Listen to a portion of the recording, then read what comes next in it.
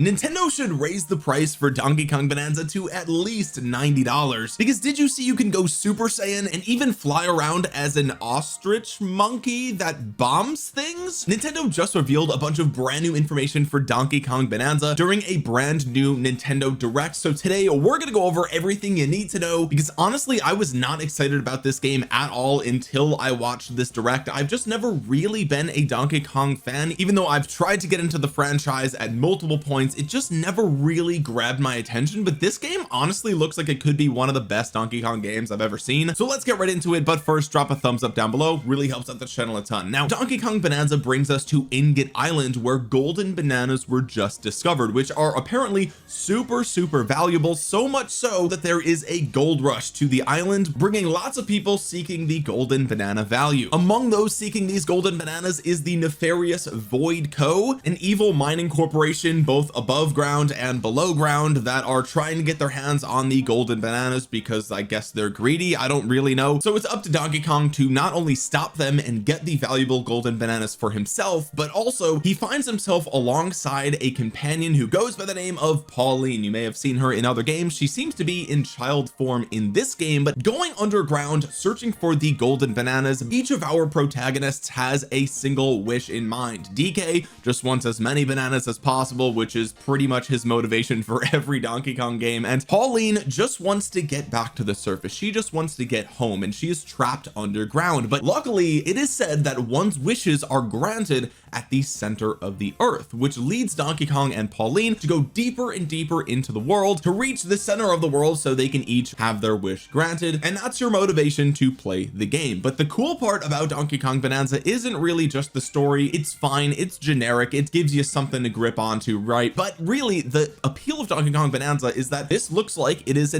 almost an open world sort of Donkey Kong Odyssey type of game. It is very reminiscent of Super Mario Odyssey with these vast massive stages, and despite all of these stages technically being underground, every single level looks completely different, and some of them are filled with water and sunshine. It looks like, I don't really know how that works, but the plot of this game started to remind me of the plot of the War Within, the most recent World of Warcraft expansion. I know it's very different and everything like that, but it was a similar vibe. Like, you're going underground, there's evil there and whatever. Anyway, the appeal to this massive open world is that the world is fully destructible. You can see in the footage that Donkey Kong is able to jump, smash, ground pound and punch through literally everything. You can actually like terraform the world. You can destroy actual mountains and just make the world look how you want it to, basically, if you are willing to invest enough time to do so. And that is what sets this game apart from other 3D platformers that we've seen over the last couple of years. It honestly looks super cool. You can rip chunks out of the ground, swing it around to hit enemies, throw it at different things, and it just feels like there's a lot more freedom to do what you want and use what you want as a weapon, which I think looks really cool. Not only that, but some of the chunks that you can pick up here in Donkey Kong Bonanza are soft chunks,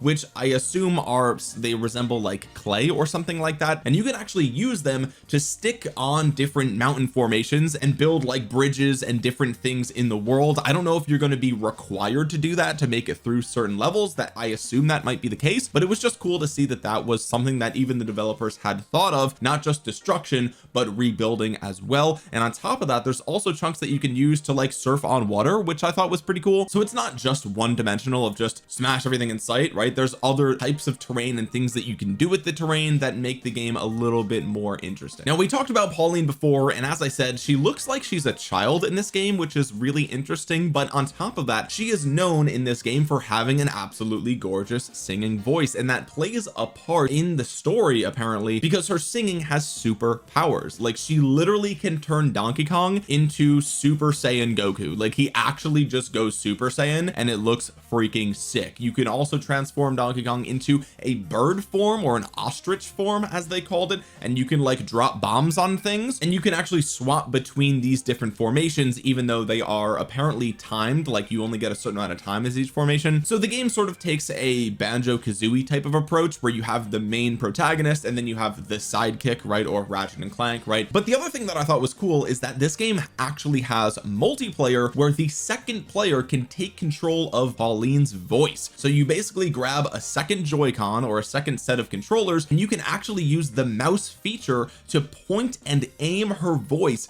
on the screen and and shoot out basically a rock version of her voice at different structures or enemies or whatever the case might be, which I thought was super cool. So 2-player confirmed, at least locally. But the game also has free game share, so if you have a single copy of Donkey Kong Bonanza, you can game share it to a friend who also has a Nintendo Switch 1 or 2. Yes, that is right, this game is a Nintendo Switch 2 exclusive, but you can game share it to a second console, a Nintendo Switch 1 or 2, and they can play alongside you as well for free, completely for free. It is just a local co-op multiplayer type of experience, which I thought was fantastic. So if you are the older brother and your younger sister still has a regular Nintendo Switch or whatever the case might be, you can still play 2-player there, which I thought was amazing. That is super good, especially for families that you're only going to buy one Switch console but you have multiple kids or whatever the case might be, or dad's playing on the Switch too and the kid is 4 years old, wants to play, doesn't really know how to play. You just hand him the Switch 1 and he can do his thing. I think that is super cool. I really like that Nintendo was forward thinking and they're making the 2-player basically backwards compatible for free. Really cool stuff there. A few other things that I noticed throughout the Nintendo Direct, they also have little mini games or sort of like timed puzzle areas. So the main game is a big open world destruction type of collect the bananas, make it to the next stage, typical Donkey Kong fashion. But in these massive stages, there's going to be these little like instances basically where these stages will have different goals. Some of them, like I said, will be puzzles. Some of them are going to be side-scrolling adventures, which I think is really cool. So there's going to be a lot of variety in the gameplay as well. It's not just going to be the big open world, running around 3D platformer, break everything, right? There's going to be a little bit of variety there as well, which I think is really cool, especially if you are an old school fan of Donkey Kong, you liked those side-scrolling type of games. And personally for me, I always love when there's puzzles within types of games like this, like in Breath of the Wild, or if you're playing even games like Honkai Star Rail, there's just little puzzles that you find throughout the world. I always found those super cool. So having that thrown into Donkey Kong Bonanza as well, I think I'm going to enjoy a lot. To further change the gameplay, they also have a way that you can build your own little base, I guess,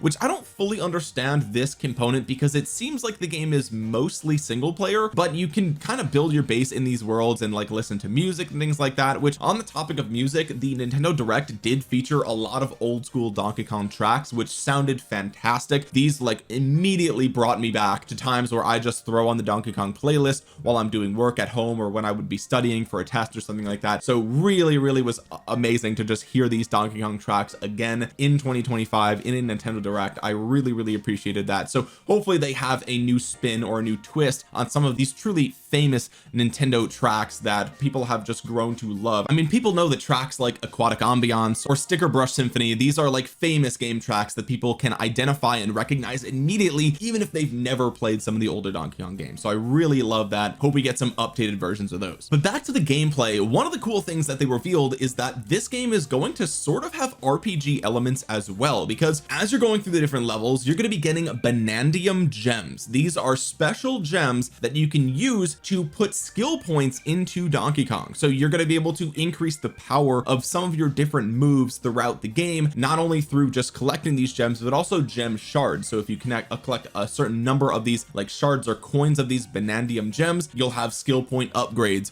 for Donkey Kong, which I think is super cool. That gives you even more motivation to explore each level. It's not just rush to the finish line, get the thing and go to the next level and beat the game as fast as possible. There's a reward for actually exploring the game and finding these gems, so that way you can be more and more powerful as you progress through the game. And it might be the case that there might be enemies later down the line that are really powerful that you really are going to need some upgrades to take down, right? You might not be able to actually do it unless maybe you're a Dark Souls player and you want to make this like Donkey Kong Dark Souls and just don't get any upgrades and see how far you can go with it, with beating the game. Who knows, right? I mean, it is a Nintendo game after all. Maybe it's the case that the game is just super stupid easy and you don't actually need the upgrades, but the fact that they thought about that and they had a bunch of different things that you could customize, I'm really looking forward to that. I think that's a really nice touch for a Donkey Kong game. But skill points aren't the only thing that make you stronger in Donkey Kong Bonanza, because you can also change the outfit and the color of your fur, not only for Donkey Kong but also for Pauline. And by color of fur, I'm only talking about Donkey Kong there. She doesn't have fur. That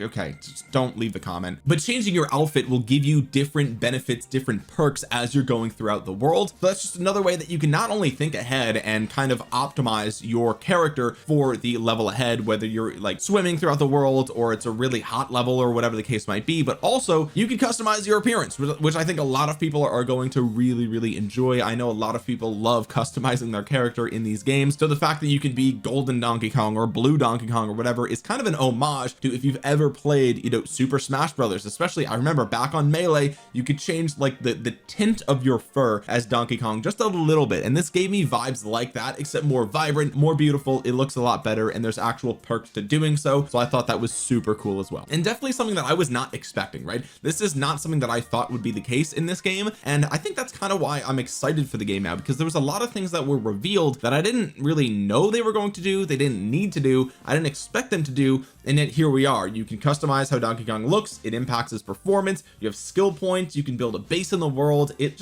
looks really cool. Couple of other things, they revealed a photo mode, which I don't really know, I'm not that excited about, but I think it's going to be really cool for thumbnails, right? If you're a content creator, photo mode is going to be a really cool way to get some really eye-popping thumbnails and just do some crazy stuff in the game, which I thought was really awesome. Again, not really sure how many people are really going to use it, but I could see people using it for at least the thumbnails. And on top of that, there was also a sculpture mode where you can like sculpt rock outside of the main game. It's just like this separate mode where you can sculpt different rocks and like paint it and make it look cool. It almost reminded me of like if you ever played Super Mario 64 on the Nintendo DS, and you could kind of like stretch Mario's face around and things like that. It gave me vibes like that, but just way more in depth. Like if you actually wanted to be super creative with it, you could, but who will actually do that? I have no idea. And the final thing worth noting here is that there will be an Amiibo available, so a brand new Donkey Kong with Pauline Amiibo, and there is full Amiibo support for basically all the Amiibos in the game. There's going to be special perks that you get if you use the Donkey Kong Amiibos, of course, but you can use any Amiibo. They said every Amiibo is fully compatible, and if you use any random, like the Marth Amiibo, okay, it's going to just spawn in a big boulder and you could throw that boulder at things, and that's pretty much it. So it's similar to like how Breath of the Wild did it, where, you know, the Zelda ones, the Legend of Zelda Amiibos have a better effect in the game,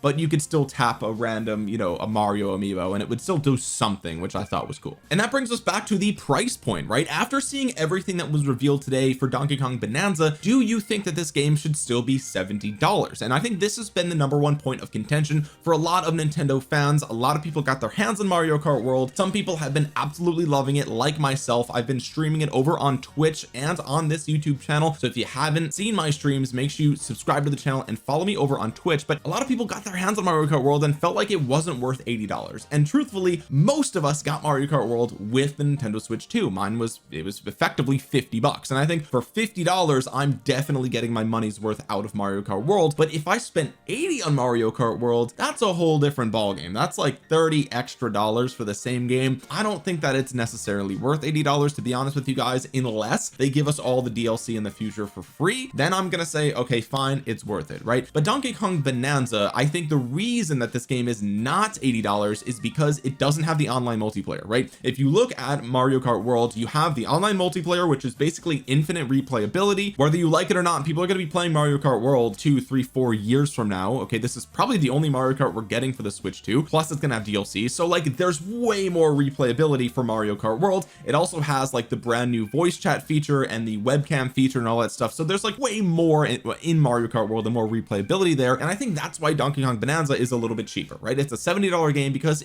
yes, it has multiplayer, but it's a pretty simple multiplayer. It's not online multiplayer as far as I can tell, and so it's a little bit cheaper, and I think that makes a lot of sense, right? The replayability is less, there's still tons to do in the game, there's a ton to collect, right? Like there's so much in the game that I can tell that there's going to be to collect, so tons of hours. You could probably get easily over 30-40 hours in the game if you're really going to collect everything, right? So I think that there's a lot there, but I think that's why it is a little bit cheaper than Mario Kart World. So the question becomes, is $70 a reasonable price point for Donkey Kong Bonanza as a mostly single player game with sort of a pseudo 2-player co-op locally, right? I think the answer is yes. I think Donkey Kong Bonanza looks like it is worth $70. Again, we have to remind ourselves that we're in 2025, right? And games across all the different consoles are starting at $70 now. This is just the new norm. This is what games cost today in in 2025 bare minimum, right? But it was at least funny to see during the Nintendo Direct, the chat was being spammed. Some people were saying lower the price, some people were saying raise the price to just combat them and be trolls. Of course, I was one of those trolls in the chat. If you saw me, say what's up. But yeah, I'm excited for Donkey Kong Bonanza. I wasn't excited before, now I am. But the biggest thing that I wish that they did with Donkey Kong Bonanza was release it sooner. It almost feels like it should have been a launch title. It feels like a game that they were really pushing